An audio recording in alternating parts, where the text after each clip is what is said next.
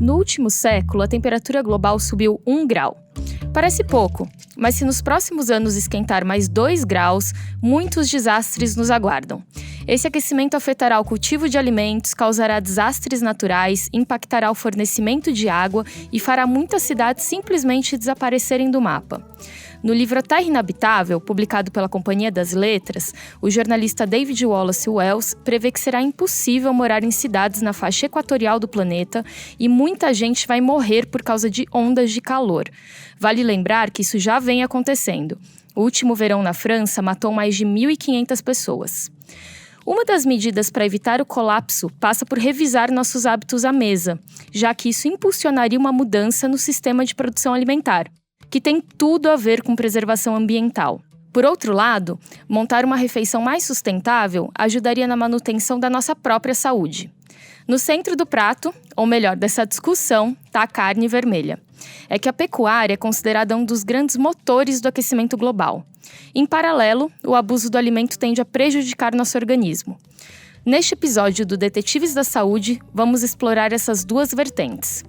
Para isso, temos aqui a nutricionista Lara Natassi, mestre e doutora da Faculdade de Medicina da Universidade de São Paulo. Olá, doutora Lara. Olá, bom dia. Bom dia. E por Skype, direto de Piracicaba, no interior de São Paulo, a gente está com o engenheiro agrônomo Luiz Fernando Guedes Pinto. Ele é gerente de políticas públicas do Imaflora, uma associação sem fins lucrativos que trabalha pela conservação e o uso sustentável dos recursos naturais. Olá, Luiz. Olá, Thaís. Tudo bem? É um prazer participar. Legal. E eu também estou contando aqui com a minha colega Maria Tereza Santos para ajudar a conduzir esse bate-papo. Oi, Maria. E aí, Thaís? E na mesa de som, Rafael Bertazzi. Meu nome é Thaís Manarini e sou editora da revista Saúde.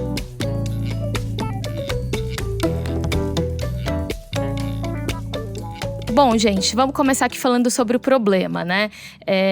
Quando citamos a emissão de gases, a gente pensa muito em carro, ônibus, avião, até porque isso é muito visível, né? Essa sujeira toda. Mas há dados mostrando que a produção de carne seria mais prejudicial do que tudo isso junto. É isso mesmo, Luiz? É isso mesmo. O Brasil é um dos países mais importantes na emissão de gases de efeito estufa do mundo, né? A gente está entre os 10 países que mais emite gases de efeito estufa, mas a gente tem uma característica bastante diferente dos países desenvolvidos, né? Cuja principal fonte de emissão de gases de efeito estufa é a matriz energética, a queima de combustíveis fósseis, tanto para gerar eletricidade quanto para os carros, caminhões, etc. E no Brasil a situação é diferente.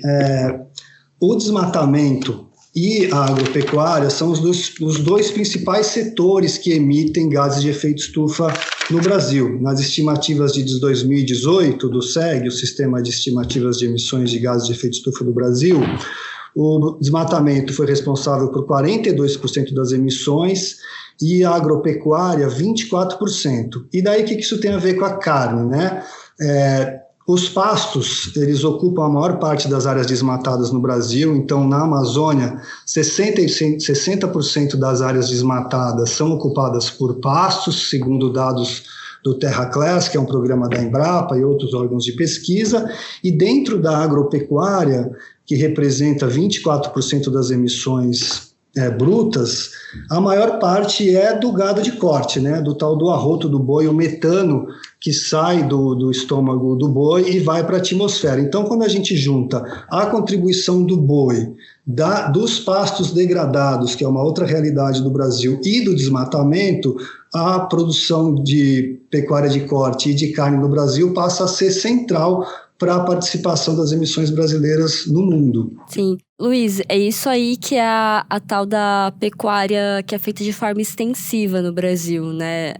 A forma que a gente produz carne que também é um fator prejudicial para o meio ambiente. Isso, correto. Isso está tudo a ver com a forma como é produzido. A sua colocação é perfeita, né? A gente vai ver mais para frente que, dependendo de como se produz, cria gado, isso pode não ser tão impactante, mas o fato é que no Censo Agropecuário de 2017, o IBGE acabou de dar os dados finais, a gente tem um rebanho de 172 milhões de cabeças de gado de corte, né, quase a população do Brasil, que ocupam uma área de 160 milhões de hectares, que é 20% do território brasileiro. Um quinto do Brasil está ocupado por pastagens, com esse rebanho enorme, que é um dos maiores rebanhos comerciais do mundo. E isso feito de uma maneira bastante extensiva. A gente tem praticamente um boi por hectare, com uma baixa produtividade, em pastos que estão majoritariamente degradados, né? Então a pastagem degradada emite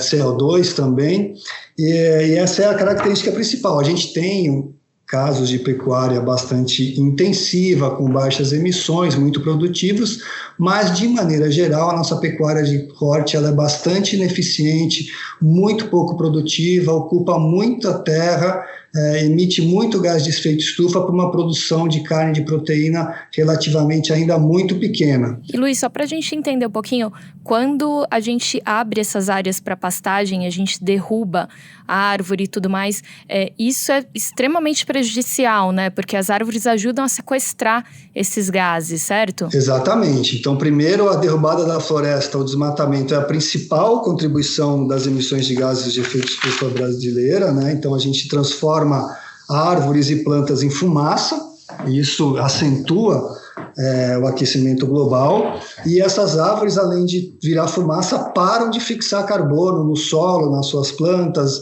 na sucessão de plantas que acontece. Então tem vários efeitos, isso só para falar do clima, sem falar que isso está associado à perda da biodiversidade, à mudança do regime climático e à disponibilidade de chuvas até para a gente aqui no Sudeste, em várias regiões do país. Isso está associado também em muitas regiões à grilagem e à violência, à expulsão de comunidades tradicionais do campo. Então tem uma série de consequências associadas a essa expansão da pecuária, o desmatamento e os gases de efeito estufa. São várias coisas, vários impactos ambientais e sociais que vão se acumulando. Sim, é bom a gente lembrar, nós até gravamos um episódio aqui do podcast falando daquele evento de que num belo dia virou de noite em São Paulo, 3 horas da tarde, e que aí depois aquela fumaceira preta no céu. E aí depois vieram cientistas para falar que é justamente por causa das queimadas na Amazônia que aumentaram bastante em 2019. Esse foi um ano de explosão das queimadas. As queimadas estão associadas ao desmatamento, isso foi demonstrado aí pelo IPAN, que é uma ONG brasileira. A gente teve novamente um boom do desmatamento. O INPE acabou de divulgar os dados de mais de 9 mil quilômetros quadrados, a maior taxa dos últimos 10 anos, pelo menos. Isso é fumaça. Naquele evento específico que a fumaça chegou em São Paulo, foi estudado um pouco melhor, né? Essa fumaça, uma parte veio da Bolívia, mas são queimadas que ocorreram na Amazônia, não só brasileira, que aí onde se manifesta, né, essa ocupação de terras, o desmatamento, a floresta não sendo aproveitada como um ativo econômico, né? Eu acho que essa é uma grande questão para o Brasil, entender que a floresta amazônica, o cerrado, a Mata Atlântica, são ecossistemas, biomas que podem oferecer muito para a nossa economia, além de ser fundamental para o equilíbrio climático, vários serviços ecossistêmicos, etc. E a gente ainda não conseguiu descobrir ou ter políticas que favoreçam a floresta ficar de pé, e hoje é mais lucrativo você botar fogo na floresta, derrubar até ilegalmente e plantar um pasto e colocar boi ali em cima, e no final a gente está comendo essa carne e participando de todo esse processo. Queria lembrar um dado que você citou, Luiz, que tem tanto boi quanto gente no Brasil, né? O IBGE chegou a apontar isso, né? Que teria mais boi do que pessoas por aqui. E, doutora Lara, queria entender por que esse apreço, né, pelo animal, mais especificamente pela sua carne? É uma questão cultural, né? Então, a carne no prato representa maior poder aquisitivo também na população. Então, a gente observa que as pessoas querem consumir mais carne. Quando a gente olha dados de pesquisas populacionais, como as realizadas pelo IBGE, pelo Ministério da Saúde em domicílios, a gente vê que vem aumentando o consumo de proteínas de carne, né, de origem animal, e vem diminuindo o consumo tanto de alimentos, fontes de carboidrato, como o próprio arroz, né, as proteínas de origem vegetal, como feijão e as outras leguminosas, e também as verduras, os legumes e as frutas. Então, a gente percebe uma certa transição na alimentação da população, né? Consumindo mais carnes, principalmente, e a gente observa também um aumento de consumo de carne vermelha, né? Se a gente for ver em números, a média de consumo pelo brasileiro de carne vermelha é em torno de 450 gramas por semana. Segundo o Ministério da Saúde, a recomendação é em torno de 400 gramas por semana. Então, a gente vê um consumo superior a 10% da recomendação, médio, né? Claro que existe variações por regiões, mas a Organização Mundial de Saúde vem recomendando o consumo máximo de 300 gramas por semana. Então, aí a gente vê que o aumento é de 50% em relação à recomendação, né? Isso pode trazer consequências ruins, mas isso reflete principalmente o aumento do consumo que vai ocasionar um aumento de produção também, relacionado a esse aumento de consumo. Então, é importante a gente começar a conscientizar a população que é importante reduzir esse consumo, principalmente da carne vermelha. Quando a gente fala em média, é bom lembrar que tem alguns lugares em que o consumo é muito maior do que isso, principalmente no sul do Brasil, aqui na região sudeste também o consumo é bem superior, né? Então é bem maior do que o 450 gramas por semana. Se a gente for observar que a média de consumo de uma pessoa é de 100 até 150 gramas em uma refeição, né? Se a pessoa priorizar o consumo da carne vermelha, ela vai passar bastante desse valor, né? Com facilidade. E é muito comum, né? A gente, na hora do almoço, é só olhar para o prato do colega, a famosa mistura, né? Vem o arroz, salada, o feijão e uma carne, né? Grande parte do nosso prato, né? Então, quando a gente vai ver, o prato feito é arroz, feijão, carne, né? Às vezes um pouco de batata e um vegetal só para enfeitar o prato, né? E a quantidade, né? A gramagem da carne costuma ser alta. Então, mesmo quando a gente vê os pratos prontos ou as marmitas, né, o prato que o pessoal costuma fazer é com uma quantidade grande de mais de 100, 120 gramas por dia ou por refeição, né, não por dia. É muito engraçado essa questão cultural que a gente tem da carne, que, assim, eu sou vegetariana, vai completar 2 anos no final do ano, mas até hoje, quando eu preparo minha refeição em casa, tipo, se eu substituo, que seria a mistura, por outro tipo de proteína, alguma proteína vegetal, minha mãe sempre pergunta, nossa, mas você não quer colocar um ovo nesse prato? Você não quer colocar tal coisa? E eu fico, mãe, mas essa é a minha mistura, já tá pronto o prato, não tem que incluir mais nada. Porque a gente tem essa coisa de achar que tem que ter carne, que é a tal da mistura. E existem opções com menor dano ao ambiente e também menor dano à saúde da população, né? Do que o consumo exclusivo e alto da carne vermelha, né? E Maria, por que você parou de comer carne? Bom, tem a questão da causa animal, que acho que todo mundo acha que os vegetarianos e veganos, a gente pensa só nisso, né? De que, vamos proteger os animais. Mas eu pensei em todas essas questões de proteção do meio ambiente. Porque quando eu tive meu primeiro contato com o vegetarianismo, eu pensava, que isso foi, sei lá, no ensino médio. Eu pensava, poxa, que legal, acho muito bonito, mas eu não consigo, porque quando eu olhar para aquele bife no meu prato, não vou lembrar da vaquinha que morreu para que ele pudesse chegar ali na minha mesa.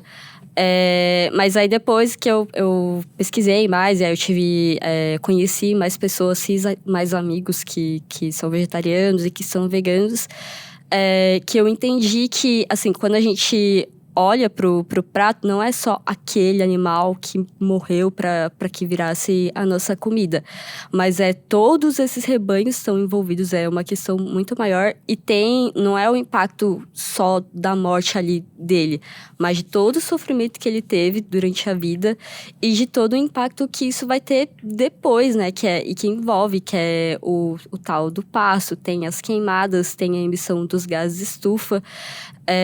Então, quando eu entendi que o impacto não seria só em um animal especificamente, mas na fauna, na flora e no próprio, que isso em algum momento isso ia voltar contra o ser humano e nas próximas gerações, eu falei, não, pera, não dá. E eu também, nesse processo, eu parei pra pensar em mim mesma. Será que eu realmente gosto tanto de carne? Eu preciso comer carne todos os dias? Precisa ser a mistura de todo santo dia?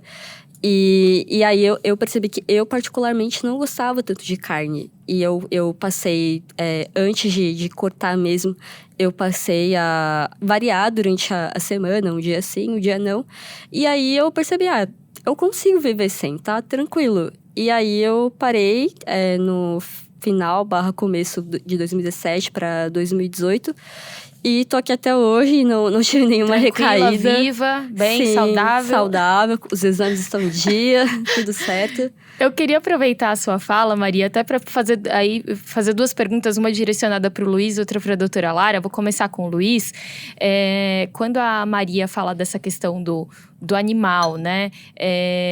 O animal em si, ele é um gerador de gás do efeito estufa, Luiz? A gente ouve muito falar sobre o pum do boi, né? E aí, quando ele solta pum, a coisa complica mesmo? É a questão do arroto, né? O arroto do boi. É o arroto? É o arroto, não é o pum. O boi come capim, né? Que que tem muita fibra e tal, e esse capim, para ele ser digerido, ele passa o boi é um animal ruminante, né?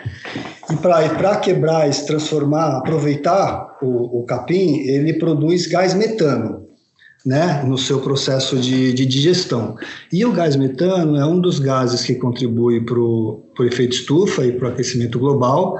A questão do gás metano é que ele é 20 a 25 vezes mais impactante para o aquecimento global do que o gás carbônico, né? Então, o gás carbônico tem um efeito de segurar o calor, a energia na atmosfera para aquecer a Terra, e o efeito do metano é 20 a 25 vezes maior. Um boi emite mais ou menos 50 quilos de metano ao longo de um ano, que corresponde às emissões de um carro rodando o ano inteiro. Um carro emite 1 tonelada de CO2, então um carro é igual a um boi. Então, assim, o rebanho brasileiro é muito grande e a gente tem um monte de boi, vaca e bezerro arrotando o dia inteiro a partir da sua alimentação, que é o natural disso.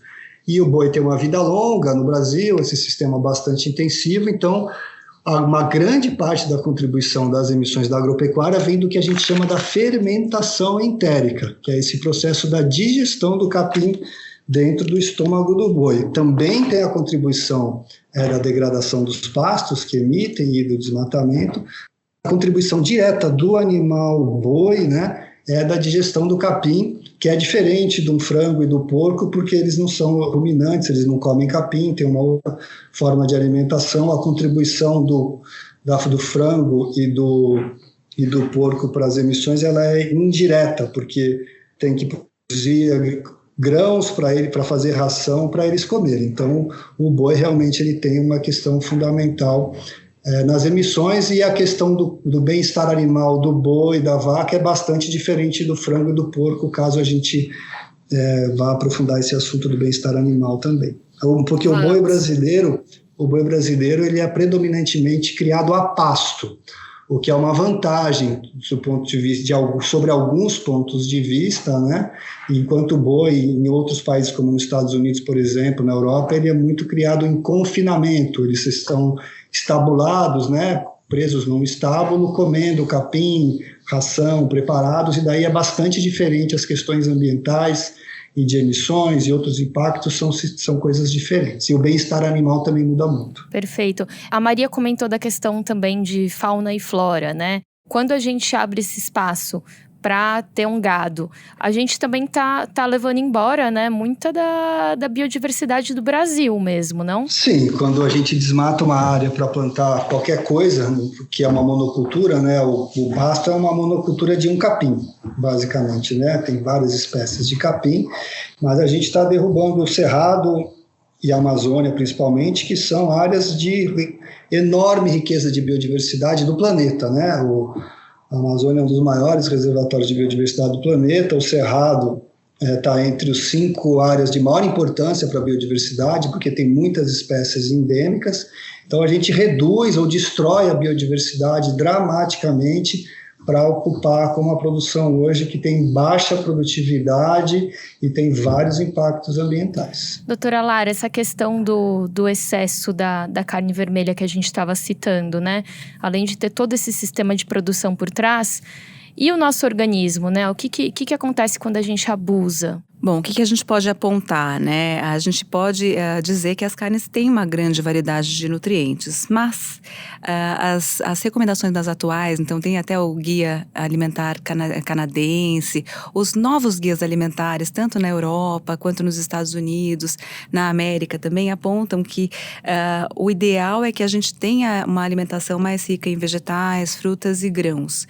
O que acontece? As carnes vermelhas são muito ricas em gordura saturada, e isso consumido com frequência em grande quantidade pode precipitar uma maior tendência a problemas cardiovasculares, por exemplo.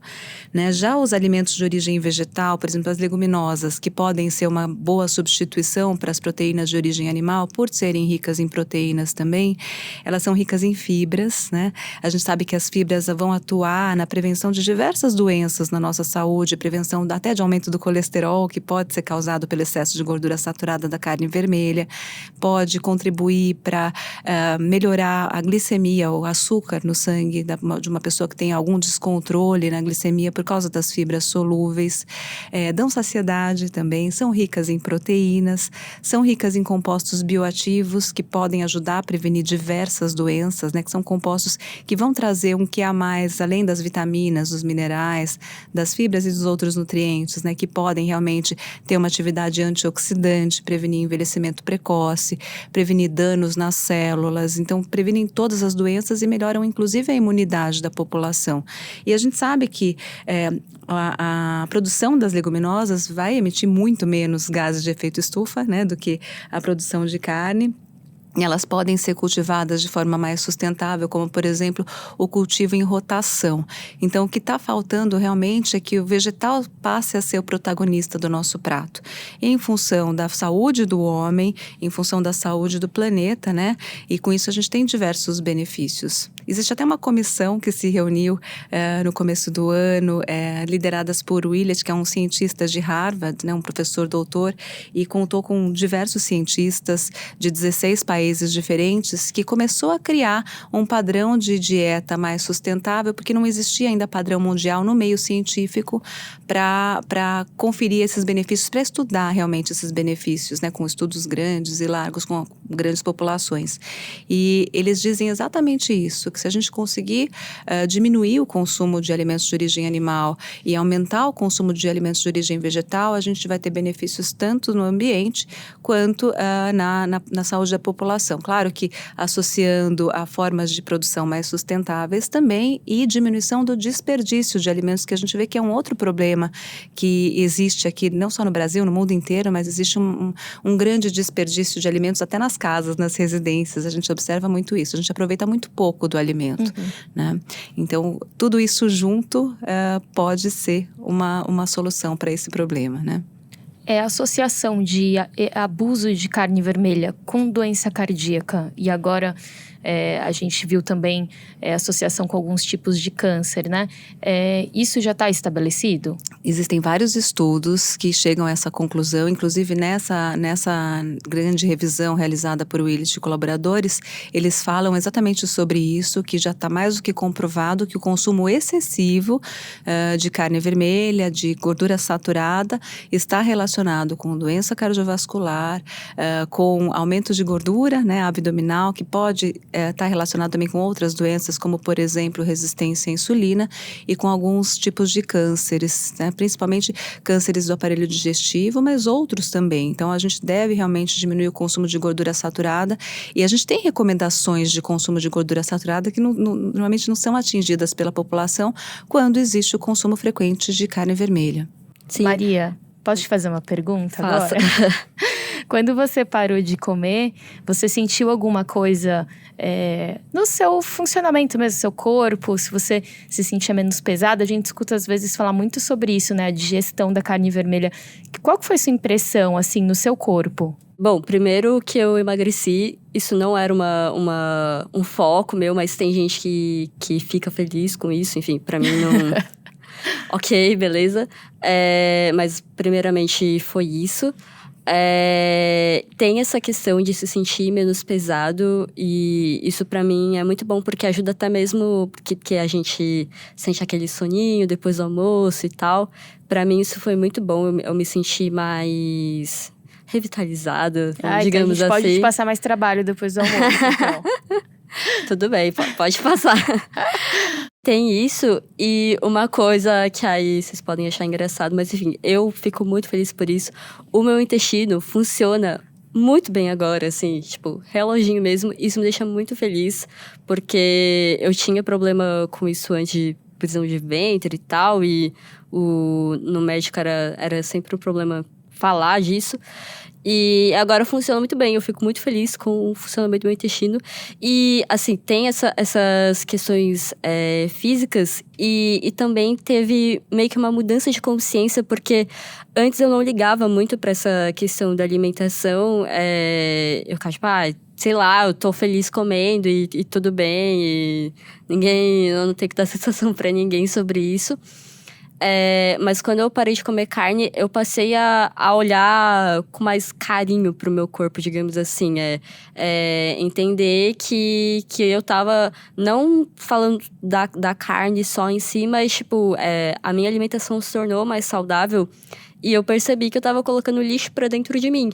E eu passei a olhar com mais cuidado pra isso, de tipo, olhar pro seu corpo e pensar que você tem que cuidar dele porque é você. Então, você tem que ter mais cuidado com isso. Então, eu passei a ter esse olhar mais cuidadoso, até pra incentivar a fazer atividade física e tal. Então, além dessas questões físicas, teve essa mudança de consciência, digamos assim.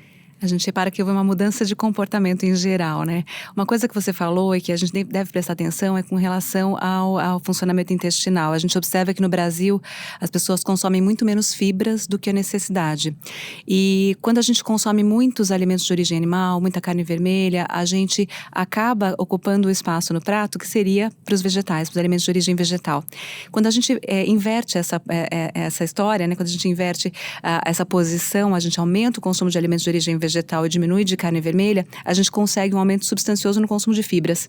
E a gente chega aos 25 gramas no mínimo que a gente deve consumir ou até mais, né? E 90% das pessoas não consomem isso. E uma das grandes queixas é um mau funcionamento intestinal na população. E a fibra é muito importante para isso. É claro que existem outros comportamentos, consumo de líquido, movimentação de corpo e tudo mais, mas a fibra tem um papel muito importante.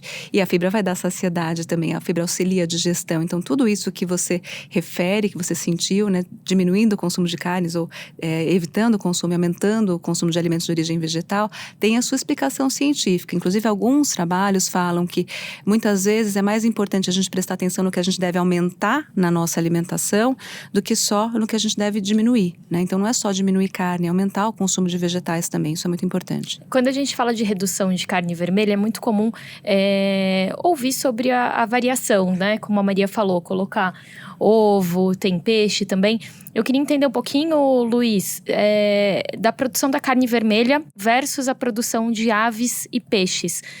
Dá para comparar o tamanho do impacto ambiental? Podemos falar sim. O impacto das emissões, né? Porque daí são vários impactos ambientais da agricultura, né?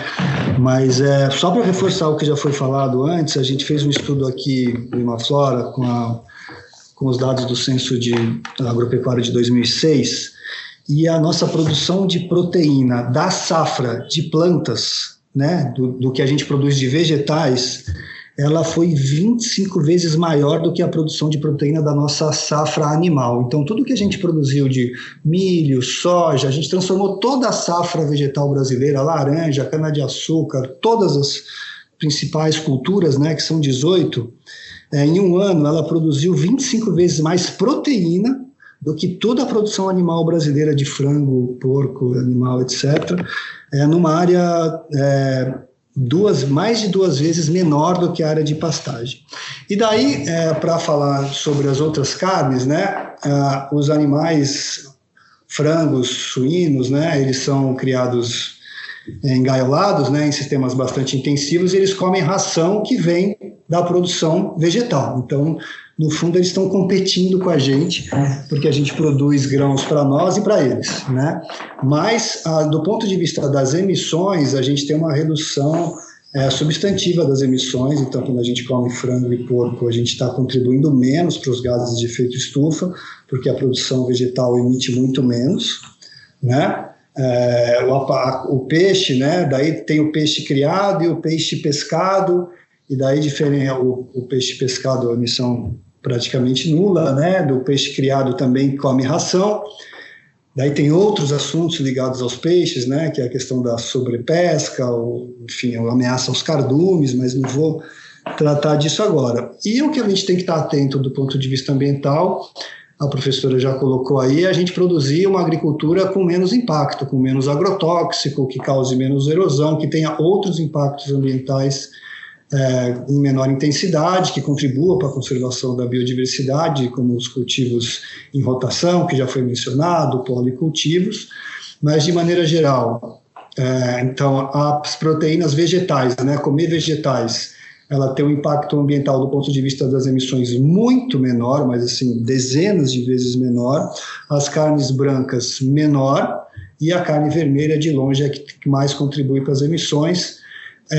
Sobre a questão do desmatamento, né, que a gente também falou, a pecuária, então os pastos ocupam as áreas desmatadas, a gente também tem lavouras, né, como a soja ocupando áreas desmatadas e também contribuindo para o desmatamento e para as emissões de gases de efeito estufa em intensidade menor do que a pastagem. Então, mas para tudo isso tem solução, né? O importante é a gente entender que a intensidade das coisas estão diferentes. Então, quando uma pessoa escolhe comer um bife, ela tem um impacto ambiental do ponto de vista das emissões muito maior do que quando come um frango, uma carne de porco, muito menos ainda se for um pescado, e quando ela come uma proteína ou um alimento vegetal, o impacto é muito menor. Mas é bom a gente lembrar que a gente fala de trocar, né? Diminuir o consumo de carne vermelha e ir para vegetais, fala das leguminosas e dentre elas tem a soja, que desmata também. Mas aí quando a gente fala da soja que desmata, é essa que é usada para ração animal, né? Não é a soja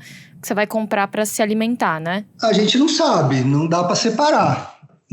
A soja é plantada, uma grande parte da soja que a gente planta, ela é exportada, né? O Brasil é um dos maiores exportadores de soja do mundo. Essa soja exportada, ela vai alimentar animais, né? Ela é feita, vai virar ração, que vai virar frango e vai virar porco. E uma boa parte fica no Brasil e ela chega na nossa mesa como a soja que a gente come, como vai para virar ração.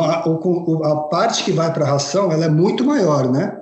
E para a indústria de alimentos, é super importante entender que a soja, daí a professora entende muito mais que eu, a gente come a soja in natura e mesmo os vegetarianos, veganos aí consomem a soja de várias formas, como uma fonte de proteína vegetal de alta qualidade, mas a soja também é um ingrediente fundamental da indústria de alimentos. Os alimentos ultraprocessados, processados, muitos deles são a base de soja e de milho. Então, a soja está presente na nossa dieta de várias formas e a gente não consegue separar o que vem do desmatamento e o que não vem.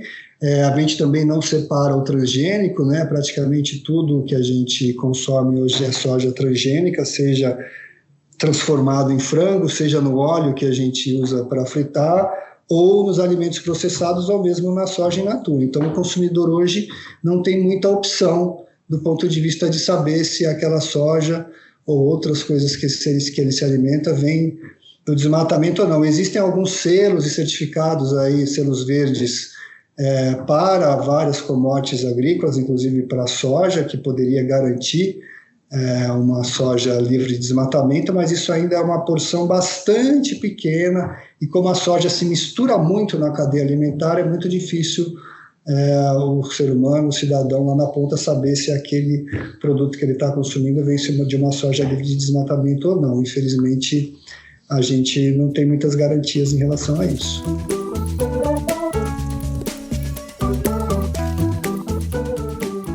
Bom, a gente já entendeu aqui o impacto da produção de carne vermelha, né? O impacto ambiental dessa produção e também o impacto disso no nosso organismo. Agora, claro, a gente vai atrás aqui de soluções para esses dilemas todos, né?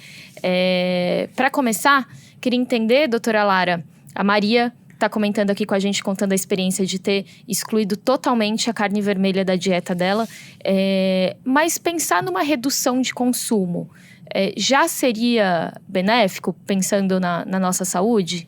Seria benéfico, sim, né? Reduzir o consumo de carne, por exemplo, aumentar o consumo de vegetais já vai ser benéfico para a nossa saúde. É importante que haja uma redução gradativa, porque a gente está falando em mudança de comportamento, né? A gente não consegue uma mudança drástica na maioria das pessoas de uma hora para outra. Então, uma pessoa que é onívora, que está acostumada a consumir carne quase que diariamente, com frequência, é muito difícil para ela, de uma hora para outra, parar de consumir a carne e manter isso na vida dela, porque uma coisa é você parar de consumir por uma semana ou 2. Isso é possível fazer, mas a pessoa costuma retomar o comportamento antigo depois de um tempo. Então, essa mudança deve ser gradativa, inclusive acompanhada por um profissional, porque não é só tirar a carne ou não é só diminuir a carne. A gente tem que aumentar outros nutrientes, como a própria Maria Tereza falou, que ela conseguiu fazer essa mudança e conseguiu fazer essa adaptação. Porque se você só retira um alimento que contribui hoje em dia com valor nutricional, de nutrientes em geral importante para a sua alimentação, e você não complementa com outros, você vai ter deficiência de nutrientes. Então, além de não ser uma mudança que vai ser sustentável do ponto de vista do organismo da pessoa, porque se mudar drasticamente ela não consegue manter a mudança, isso pode trazer também deficiência de nutrientes. As dietas que não empregam os alimentos de origem animal, elas podem ser realizadas pela população em geral, inclusive por gestantes, por lactantes, por crianças, por esportistas. A gente só deve tomar cuidado em fazer um acompanhamento para verificar sinais e sintomas de deficiência de algum nutriente. Alguns nutrientes que podem ter deficiência são a vitamina B12, que é encontrada em alimentos de origem animal, mas nem sempre vai estar em deficiência, então a gente tem que observar e realizar exames para acompanhar. O ferro, porque normalmente grande parte do ferro ingerido pela população vem da carne vermelha ou das carnes em geral, mas ele está presente nos alimentos de origem vegetal, nas leguminosas, por exemplo, né?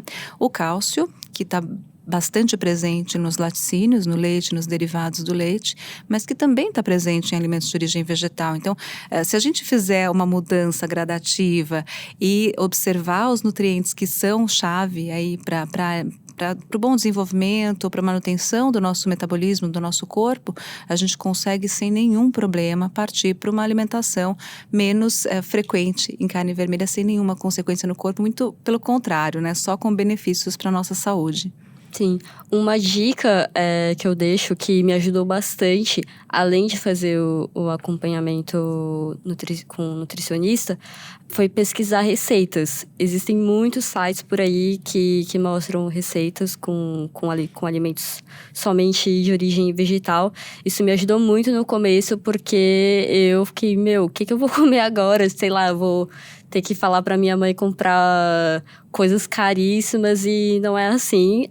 Dá para você tanto só reduzir a carne quanto excluir ela do seu cardápio, sem gastar rios de dinheiro. E então isso me ajudou bastante no começo, e também procurar lugares que hoje, pelo menos aqui em São Paulo, eu não sei, não posso dizer pelo resto do país, mas aqui em São Paulo pelo menos tem bastante restaurante com opção e restaurantes exclusivos com alimentação vegetariana e vegana. Então, isso ajuda bastante, porque a gente, como é justamente essa coisa, a mudança de hábito é igual você, sei lá, começar a ir na academia, ou começar uma rotina de estudo para o vestibular. Você pode ficar meio perdido no começo se você não se preparar antes. Então, é legal dar essa pesquisada no começo.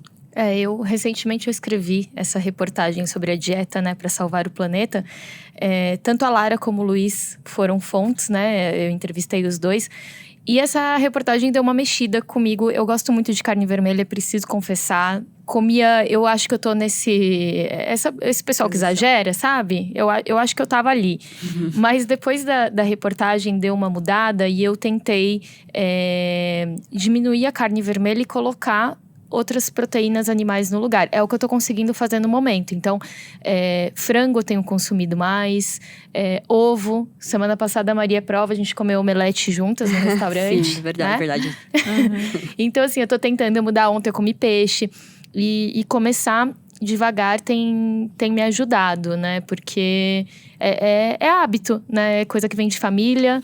Então é um aprendizado mesmo, Sim, né? cada um no seu ritmo. E a gente tem uma grande diversidade aqui no Brasil, né? Então, se a gente for pensar os alimentos que podem substituir, como leguminosas, a gente tem a ervilha, tem a lentilha, o grão de bico, o tremoço, o edamame, a própria soja, né?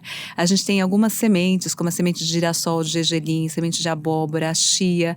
A gente tem a quinua, que é um cereal muito rico em proteínas também. Então, a gente tem diversos alimentos, o próprio tofu, que é um derivado da soja, fermentado. Então, a gente não precisa ficar só no arroz com feijão, né? A gente sabe que o cereal e a leguminosa se complementam, tá? Os cereais normalmente são pobres em alguns aminoácidos em que as leguminosas são ricos. Então, falando do aminoácido, os cereais são ricos em metionina e cisteína, que são aminoácidos essenciais, né? Pobres em lisina e treonina. E nas leguminosas acontece o contrário. Por isso que é importante essa combinação do cereal com a leguminosa. E é importante também que esse cereal seja ingerido na sua forma integral, de preferência, porque ele vai ter menos perdas de nutrientes. Então, consumir um cereal integral junto com uma leguminosa já vai trazer todas as proteínas todos os aminoácidos, vai trazer a proteína completa que o nosso organismo vai necessitar. E a gente vai complementar com outros alimentos do reino vegetal. E a gente vai ter uma refeição completa dessa forma. Perfeito. Luiz, agora a gente entendeu que dar uma reduzida na carne vermelha do ponto de vista de saúde já ajuda. Queria saber agora do ponto de vista ambiental, né? A gente, quando fala aqui de preservação, de recursos naturais e tudo mais, diminuição de emissão de gases de efeito estufa, a gente consegue isso só com a redução?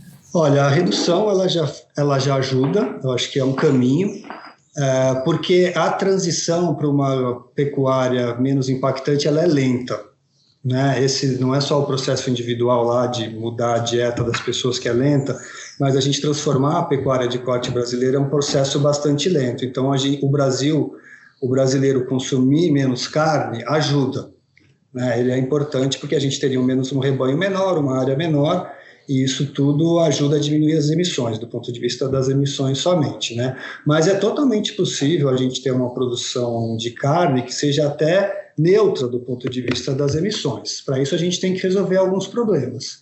A primeira questão é acabar com o desmatamento, né? Essa coisa da floresta cair e no lugar da floresta vir pastos e bois que vira a carne que a gente come. Então, essa é uma questão que precisa ser enfrentada definitivamente, que daí é uma questão de política pública, também tem o papel dos frigoríficos, da indústria da carne, de assumir essa responsabilidade, né? Da indústria da carne ao produtor rural, as políticas públicas e o governo resolverem o problema do desmatamento em si. Agora, uma vez que a gente resolva a questão do desmatamento, o próximo passo é a gente ter uma produção do boi no pasto com o mínimo de emissão possível. É possível a gente ter uma produção pecuária com emissão zero. Isso tem um exemplo, por exemplo, da fazenda Triqueda na região de Juiz de Fora, tem um estudo científico publicado onde tem boi, pasto e árvores, e essas árvores e a pastagem sequestrando carbono. Então, é um sistema de emissão zero. Então, um pasto bem manejado, ele pode até sequestrar carbono, então a gente inverte a situação, em vez da pastagem ser uma fonte de emissão de gás de efeito estufa, ela sequestra carbono. Agora, o boi vai seguir emitindo metano a vida inteira. Essa sua contribuição para o gás de efeito estufa é inevitável. Agora, uma produção mais intensiva pode diminuir muito a quantidade de emissão de metano por quilo de carne e por área ocupada. Então, a gente tem um estudo do Mato Grosso, feito pelo ICV, uma ONG que conduziu um processo lá chamado Projeto Novo Campo, e uma Flora ajudou a medir, que com simples práticas de uma intensificação da produção, um manejo do pasto melhor, reduziu em 90% a emissão de gases de efeito estufa por quilograma de carne. A gente também teve uma redução de 50% das emissões por área de pastagem. Então, assim, é possível diminuir muito as emissões, combinando com ótimas práticas de manejo do pasto e colocando árvores e outras plantas no sistema, a gente pode ter até uma emissão zero, mas isso vai ser um processo longo. Até o Brasil se tornar neutro na produção de carne vai levar décadas, né? Enquanto a gente já tem os estudos, os pilotos e os casos onde isso é possível, isso vai levar muito tempo, tem uma inércia enorme na pecuária brasileira, né? Ela está em transformação, essa transformação está em curso rumo a um sistema mais eficiente, mais produtivo, com menos emissões, mas ainda a passos muito lentos. E para isso acontecer com maior velocidade, a gente precisa de um conjunto de políticas públicas que articule a política ambiental com a política agrícola, que induza uma produção mais responsável, mais intensiva. A gente precisa da indústria, do varejo participando e fazendo a sua parte, né? Garantindo que não compra de áreas desmatadas, apoiando a intensificação dos produtores. E sim, a nossa parte é reduzir o consumo enquanto essa transição, que vai levar muito tempo, acontece e a gente consome menos carne. Óbvio que tem um efeito que não está sob o nosso controle, que são as exportações brasileiras de carne. Então, se a gente consumir menos, mas o mundo consumir mais, no fundo o Brasil continua tendo a sua contribuição na mesma escala. Então, é uma questão bastante complexa, que envolve muitos atores no Brasil e fora do Brasil, envolve o comércio internacional. O acordo Mercosul-União Europeia, por exemplo, trata dessa questão. Tem muitos interesses em jogo, mas a redução do consumo de carne vermelha no curto prazo definitivamente é uma contribuição importante para a gente enfrentar essa questão dos impactos da produção de carne vermelha no Brasil. E, Luiz, essa questão do aumento no consumo de vegetais, a doutora Lara já deixou aqui, acho bem claro para a gente como isso é positivo para o nosso corpo, né?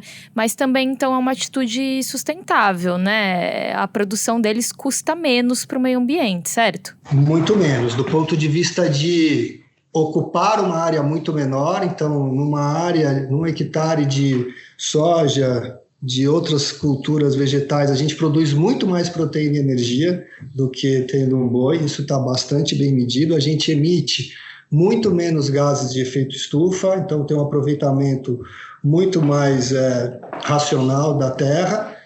E a gente está tendo proteína de qualidade também. Agora, a agricultura, a produção vegetal, a atenção que precisa ser dada a ela hoje que é a questão principalmente dos agrotóxicos, né? E do ponto de vista da alimentação, a questão dos transgênicos, onde ainda há aí um conjunto de dúvidas sobre o seu impacto na saúde das pessoas, mas uma dieta apoiada em vegetais, ela implica no menor uso da terra, um uso mais eficiente dos recursos naturais, de uma redução do efeito sobre o desmatamento, e a gente agora precisa reformar o sistema produtivo agrícola para a gente ter menos monoculturas, maior diversidade, inclusive oferecendo uma maior diversidade de alimentos para nós, a gente não depender apenas de 4 ou 5 espécies de plantas aí, que são a base da alimentação humana hoje.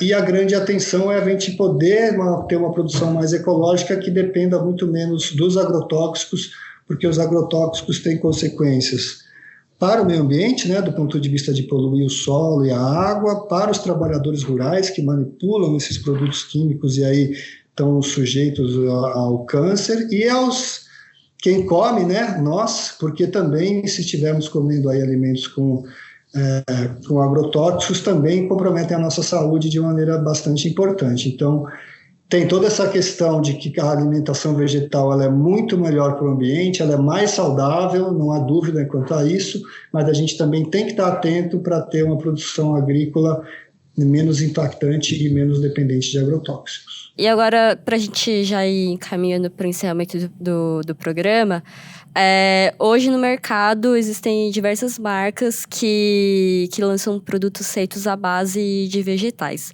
E o grande hit no momento são esses hambúrgueres, que é o tal do plant-based, sei lá, que são feitos à base de vegetal, não são feitos mas trazem a textura da carne vermelha, que inclusive as grandes redes de fast food estão incluindo eles no seu cardápio.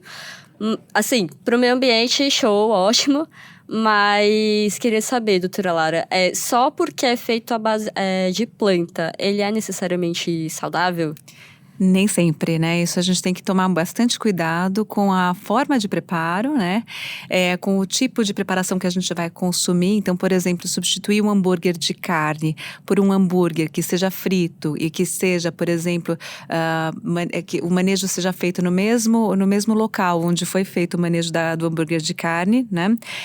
E que tenha gordura adicionada, porque esses alimentos são feitos à base de vegetais também, mas a gordura é um ingrediente que frequentemente está presente também.